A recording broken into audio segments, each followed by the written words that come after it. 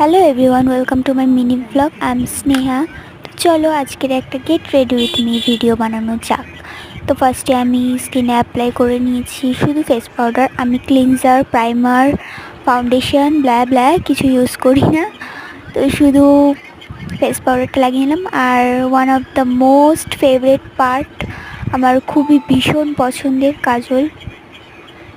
কাজলটা আমি হালকা করে কাজলটা পরেছি, কারণ আমি বাড়িতে এমনি শুধু ভিডিও শ্যুট করব বলে। আর তার সঙ্গে আমার একটা দিদির জন্মদিন আছে, সেখানেও যাব। তো একবারে সে যেহেতু সামনেই, বেশি মেকআপটা ঠিক যায় না।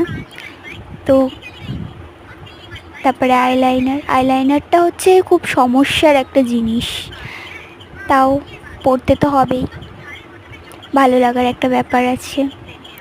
তো আইলাইনারটা পরা হয়ে গেছে, এবার মাস্কারা পরবো।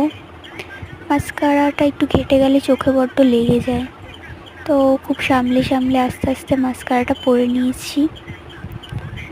মাস্কারার পরে এবার একটু দেখে নিই কেমন লাগছে। এবার টিপ পরলে মুখটা পুরো পাল্টে যায়। টিপটা পরে নিলাম।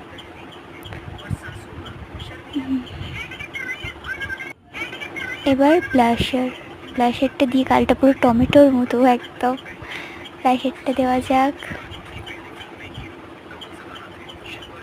অল্প অল্প করে সব কিছু লাগাচ্ছিলাম,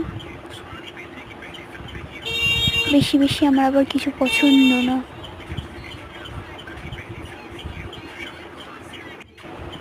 হয়ে গেল, এবার লিপস্টিকের পালা। আগে লাইন করে নিতে হবে ঠোঁটটা।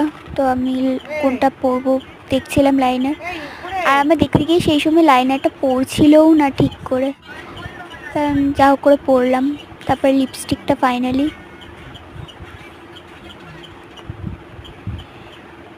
লিপস্টিকটাও খুবই ড্রাই লিপস্টিক, আর আমার ঠোঁটটাও ভীষণ ড্রাই হয়ে যায়, ঠিক করে পরতে চাইছিল না। তো আমি গ্লস দিয়ে পরেছি, পরে তারপর চুলটা খুলে নিলাম। চুলটা খুললে আমাকে বড্ড ভয়ঙ্কর লাগে, কারণ আমার চুলটা খুব ফ্রিজি। যাই হোক, আমার ফাইনাল লুক কেমন